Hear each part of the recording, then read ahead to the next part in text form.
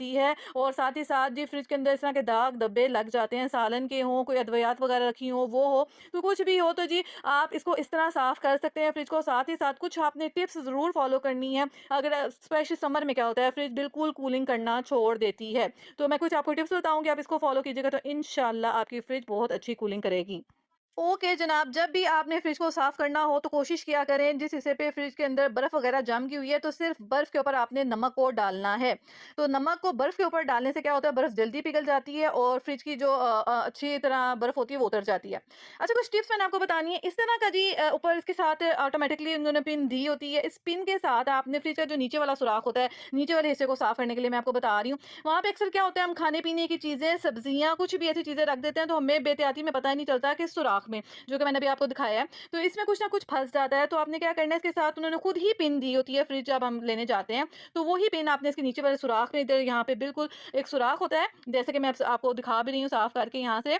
तो आप इस सुराख में इस पिन को ज़रूर डाल के चेक करना है, यहाँ पे कोई चीज़ तो नहीं अटकी हुई जिसकी वजह से पानी रुक रहा हो और फ्रिज की प्रॉपर कूलिंग ना आ रही हो। तो फ्रिज की सफाई रखना भी बेहद ज़रूरी होता है। अगर यहाँ सुराख में कुछ भी फँसा हुआ है, तो आपने पहले इसको यहाँ से चेक कर लेना है। इसके अलावा कुछ इसकी एहतियाती तदाबीर फ्रिज के साथ ही एक वो देते हैं, जी एक पम्फलेट था, उसके ऊपर उन्होंने सब कुछ लिखा होता है तो अगर आप वही टिप्स फॉलो कर लो तो आप देखेंगे आपके फ्रिज कभी खराब होगा ही नहीं। अच्छा, सबसे पहले आपको कोशिश करनी चाहिए कि फ्रिज को आपको कम से कम दीवार से इसका जो फासला होना चाहिए 6 इंच होना चाहिए। अगर आप 6 इंच दीवार से फासले पे इसको रखेंगी तो आपकी फ्रिज बहुत अच्छी कूलिंग करेगी। ये भी एक रीजन होता है फ्रिज की कूलिंग ना करने का। ऐसी जगह पे फ्रिज को नहीं रखना चाहिए जहाँ पे बराह रास्त सूरज की रोशनी हो। ठीक है जी, सूरज की रोशनी की वजह से भी फ्रिज प्रॉपर तौर पे काम नहीं करती है। अगर फ्रिज के अंदर जमी हुई बर्फ को आप लोग देखें तो आप कोशिश करें कि इसको थर्मोसेट पोजीशन को कम कर दें। ठीक है जी, ताकि जी जो फ्रिज के अंदर जो बर्फ है वो जल्दी पिघल जाए। अच्छा जी, खाने पीने के मशरूबात जो होते हैं, अक्सर क्या होता है, हमके गरम गरम खाना या फिर कोई गरम मशरूबात भी फ्रिज में रख देते हैं जिसकी वजह से फ्रिज का जो दर्जा हरारत है तो बरकरार नहीं रहता है।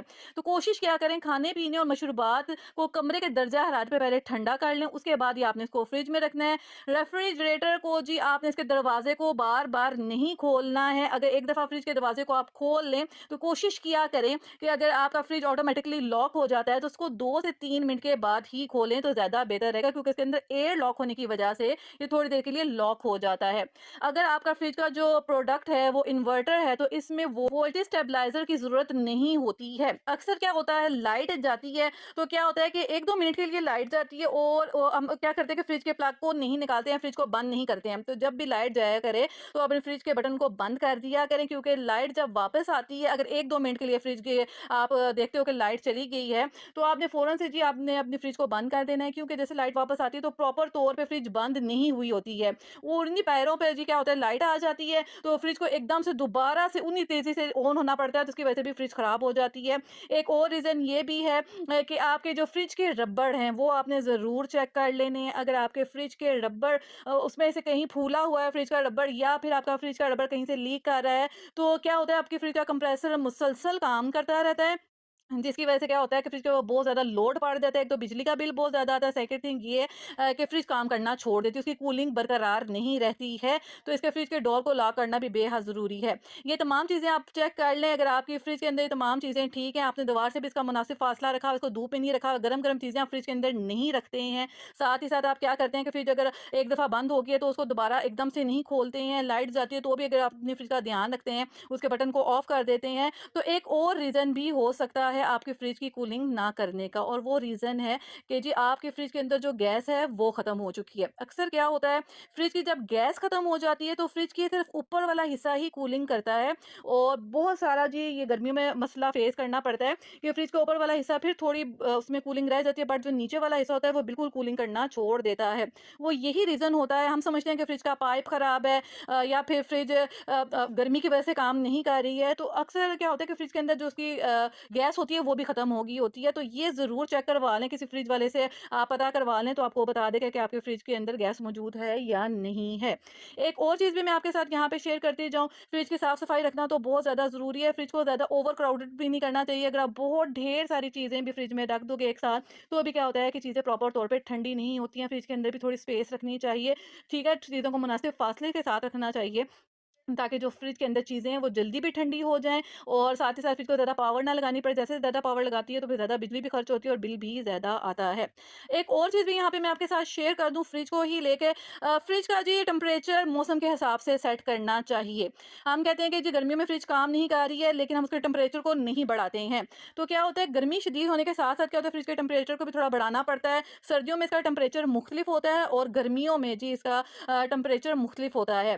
ठीक है जी, इसको ज़्यादा कूल करने के लिए क्या करते हैं, हम फ्रिज को थोड़ा तेज़ कर देते हैं। ठीक है जी, और इसकी वजह से क्या होता है कि फ्रिज के अंदर जो चीज़ें होती हैं वो प्रॉपर ठंडी ही रहती हैं। मौसम का बहुत ज़्यादा असर होता है, स्पेशली जैसे कि मैंने आपको बताया समर में फ्रिज बिल्कुल काम करना छोड़ देती है। तो ये वाली आपने टिप्स फॉलो करनी है। इंशाल्लाह आप देखोगे कि इन तमाम टिप्स को फॉलो करते हुए आपका जो रेफ्रिजरेटर है, फ्रिज है, वो बहुत अच्छा काम करेगी। और आपने क्या करना है कि अपनी फ्रिज के अंदर जो जमी हुई बर्फ़ होती है उसको उतारने के लिए कभी भी कोई नोकदार चीज़ इस्तेमाल नहीं करनी है। अक्सर क्या होता है, हमारे घरों में होता है कि हम फटाफट जी फ्रिज को साफ़ कर लें और कोई भी नोकदार चीज़ इस्तेमाल कर लेते हैं। ऐसा कभी भी नहीं करना चाहिए। थोड़ा-सा आपने सब्र कर लेना है, थोड़ा-सा आपने कोशिश करनी है कि फ्रिज का जो पहले तो आप प्लग उतार दीजिए, स्विच उतार दीजिए, इसको थोड़ी देर के इसके दरवाज़े को खोल दें ताकि जी जो फ्रिज है उसकी बर्फ़ खुद ब खुद नरम हो जाए। अगर बर्फ़ नरम नहीं हो रही तो बर्फ़ के ऊपर, ठीक है जी, फ्रिज के ऊपर नहीं बल्कि बर्फ़ के ऊपर आपने थोड़ा-सा नमक स्प्रिंकल कर देना है। नमक डालने से भी फ्रिज बहुत जल्दी साफ़ हो जाती है अगर उसमें बर्फ़ जमी हुई है। ये मैं आपको साथ-साथ करके भी दिखा रही हूँ वीडियो के अंदर ताकि आप देख लो प्रॉपर तरीके के साथ कि आप अपने फ्रिज को साफ़-सुथरा रखोगे। जो भी आपके पास नया मॉडल हो, फ्रिज का पुराना मॉडल हो, कोई भी हो, आपने ये वाली टिप्स फॉलो करनी है तो इंशाल्लाह आप देखोगे आपकी फ्रिज बहुत अच्छी कूलिंग करेगी। और जैसे कि मैंने आपको बताया कि फ्रिज के रबड़ चेक करना बेहद ज़रूरी है। फ्रिज के रबड़ के अंदर क्या होता है कि कभी-कभी क्या होता है, फूल जाते हैं, कहीं से क्रैक हो जाते हैं, हमें पता नहीं चलता, हम नोटिस नहीं करते हैं। तो आपने क्या करना है कि इन चीज़ों को ज़रूर देखना है। अगर फ्रिज मुसलसल इसकी कूलिंग ज़ाया होती रहती है तो क्या होता है कि फ्रिज बहुत जल्दी ख़राब हो जाती है। तो कोशिश करें जो टिप्स मैं आपको बता रही हूँ फ्रिज को लेकर, आपने तमाम जी चीज़ें चेक भी कर लेनी है और साथ ही साथ अपने फ्रिज को अच्छी तरह साफ़ भी कर लेना है। ये तमाम टिप्स आपके बहुत ज़्यादा काम आएँगे। आप अपने फ्रेंड एंड फैमिलीज़ में इसको ज़रूर शेयर करना है। अच्छा, कुछ लोग क्या करते हैं धोने के बाद जस्ट लाइक मी कि जी हम इसमें शीट्स डाल देते हैं। कुछ लोग नहीं डालते हैं, ये आप पे डिपेंड करता है, आप डालना चाहो तो डाल सकते हो। अच्छा, हमारा तो काफ़ी अच्छा एक्सपीरियंस रहा है। काफ़ी अरसे से हम क्या करते हैं, फ्रिज को धोने के बाद इसके अंदर शीट्स डाल देते हैं। तो इतना कोई ख़ास फ़र्क नहीं पड़ता है। लेकिन कुछ लोगों को लगता है कि शायद शीट्स डालने की वजह से भी फ्रिज प्रॉपर तौर पे कूलिंग वगैरह नहीं करती है। तो ये आप पे डिपेंड करता है, अगर आप शीट्स डालना चाहो तो डाल भी सकते हो, अगर नहीं डालना चाहते तो ये आप पे डिपेंड करता है।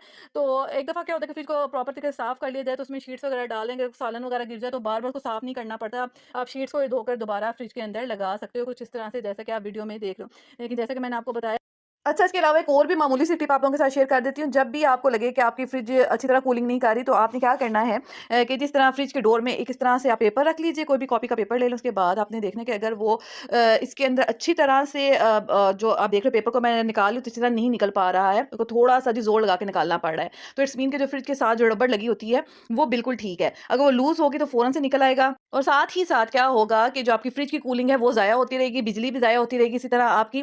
तो ये मामूली टिप्स हैं जिनको आपने फॉलो कर लेना है। इंशाल्लाह आप देखोगे आपकी फ्रिज भी अच्छी कूलिंग करेगी, बिजली का बिल भी कम आएगा और साथ ही साथ जो अगर आपकी फ्रिज में कोई भी अगर आपको लगे इसमें से एक भी कोई मसला है, तो उस मसले को आप इस वीडियो को देख के फ़ौरन हल कर। ओके जनाब, इसके साथ अगली टिप हमारी ये है कि अगर आप चाहते हैं कि वो जो फ्रीज़र में बर्फ़ जम जाती है तो उसके लिए आपने एक ग्लास में पानी ले लेना है कुछ इस तरह से और उसमें आपने शामिल कर देना है नमक को। अच्छा, जो फ्रीज़र में बर्फ़ जम जाती है, जब फ्रिज की सफाई करनी होती है तो बहुत ज़्यादा डिफ़िकल्ट हो जाता है फ्रिज की बर्फ़ को पिघलाना। तो अगर आप इस तरह से जी एक ग्लास में पानी ले लें, उसमें आप डाल दें जी नमक और उसको डालने के बाद आपने इस तरह फ्रीज़र में जहाँ पे भी आपकी बर्फ़ जमी हुई है वहाँ पर आप इस तरह इसको डाल देंगे तो इंशाल्लाह आप देखेंगे बर्फ़ जल्दी मेल्ट हो जाएगी और साथ ही साथ जो आपका फ्रीज़र है वो बहुत जल्दी साफ़ हो जाएगा। वीडियो अच्छी लगे तो लाइक, शेयर, सब्सक्राइब ज़रूर कीजिएगा। इंशाल्लाह कल मिलते हैं नेक्स्ट वीडियो में, तब तक के लिए अल्लाह हाफ़िज़।